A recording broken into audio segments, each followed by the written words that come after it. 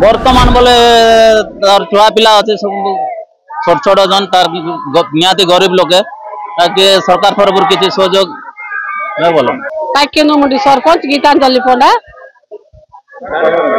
आज तो जेन दुर्घटना घटी जाए बहुत दुखर कथा। एटा एक्सीडेंट केस होता आज से आमर भाई जन को डेथ कर गले। मु प्रशासन के अनुरोध करुचे कि साहाय्य मिलू मोर साइड जेन हरिश्चंद्र योजना अच्छी आउ जेन भत्ता सेंसनटा अति शीघ्र वीडियो सार के कहीकिना करदेवी आउ प्रशासन किसी साहाय्य मिलू अनुरोध करू। मोर ना त्रिनाथ पूजारी करंजीउड़ा आमर बंजाला हुए एटा शनिवार दिन संध्या एक्सीडेंट होता मुखीगुड़ा हांडी पाखर टर्निंग एटा मुखीगुड़ा जन बाइक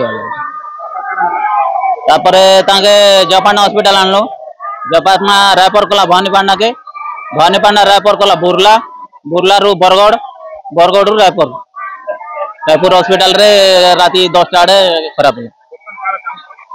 बर्तमान बोले तार छुआ पिला अच्छे सब छोट छोट जन तार निहाती गरीब लोके ताकि सरकार तरफ किसी सहयोग नहीं बोलो क्षतिपूरण भलो भलो।